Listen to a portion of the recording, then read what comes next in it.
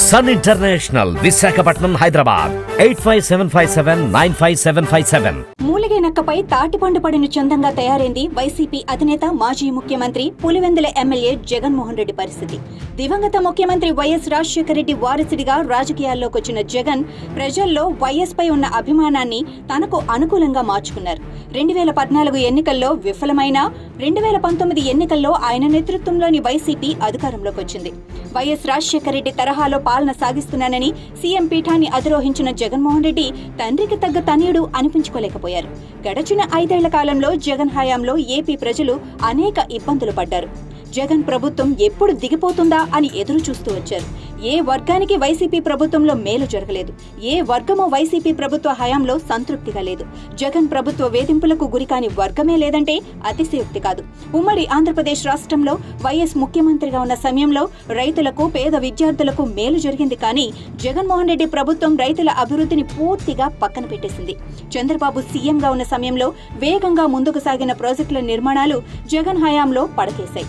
YS తరహాలో పాలన అందిస్తాడని CM కుర్చీ ఎక్కిస్తే జగన్ మాత్రం కేవలం కక్షపూరిత రాజకీయాలకే తన 5 ఏళ్ల అధికారాన్ని పరిమితం చేశారు.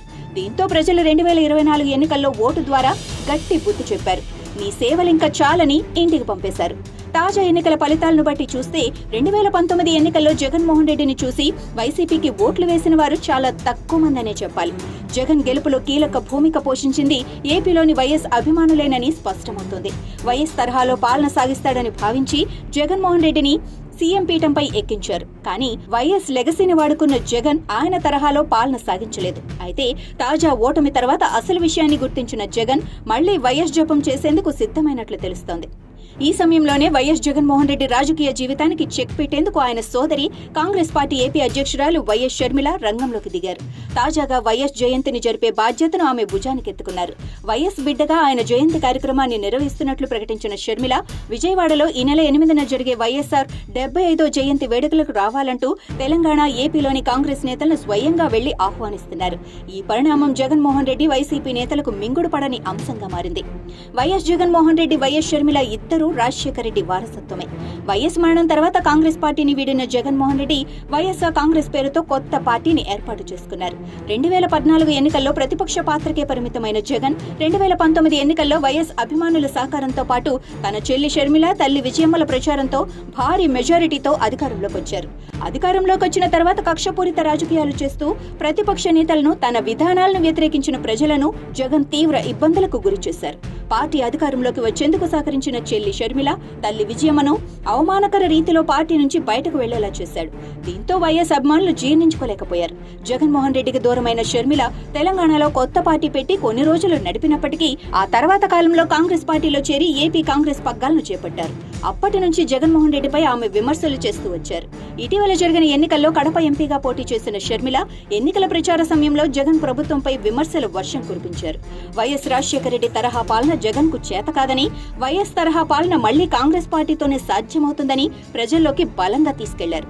దీనికి తోడు విజయమ్మ సైతం షర్మిలకు మద్దతుగా నిలవడంతో వైఎస్ అభిమానులు చాలా వరకు వైసీపీకి దూరమయ్యారు.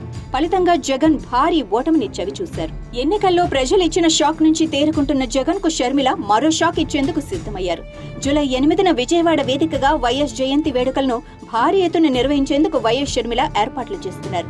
ఈ కార్యక్రమానికి 2 రాష్ట్రాల్లోని కాంగ్రెస్ నేతలతో పాటు జాతీయ స్థాయి కాంగ్రెస్ నేతలు కూడా హాజరవ్వబోతున్నట్లు తెలుస్తోంది. అదే జరిగితే వైఎస్ రాజశేఖర రెడ్డి అభిమానులు కాంగ్రెస్ పార్టీ వైపు వెళ్లటం ఖాయమని వైసీపీ నేతలు ఆందోళన చెందుతున్నారు. ఇప్పటికీ వైఎస్ తరహా పాలన ఏపీలో రావాలి అంటే కాంగ్రెస్ పార్టీతోనే సాధ్యమవుతుందని షర్మిల ప్రజల్లోకి బలంగా తీసుకెళ్లారు. ఇప్పుడు వైఎస్ జయంతిని పెద్ద ఎత్తున నిర్వహించడం ద్వారా వైఎస్ అభిమానులు పూర్తిగా కాంగ్రెస్ వైపు మళ్లటం ఖాయమని, తద్వారా రాబోయే కాలంలో జగన్మోహన్ రెడ్డికి రాజకీయ సన్యాసం తప్పదన్న చర్చ ఏపీ రాజకీయ వర్గాల్లో జోరుగా జరుగుతోంది. ఈ పరిణామాల నేపథ్యంలో కొందరు వైసీపీ మాజీ మంత్రులు, మాజీ ఎమ్మెల్యేలు తమ రాజకీయ భవిష్యత్తు కోసం ఇతర పార్టీలోకి వెళ్లేందుకు రంగం సిద్ధం చేసుకుంటున్నారని వైసీపీ వర్గాల్లోనే వినిపిస్తోంది. మొత్తం మీద వైఎస్ జయంతి కార్యక్రమాన్ని భారీగా నిర్వహించడం ద్వారా షర్మిల తండ్రి లెగసీని పూర్తిగా జగన్ కు దూరం చేయటం ఖాయమని పరిశీలకులు విశ్లేషిస్తున్నారు.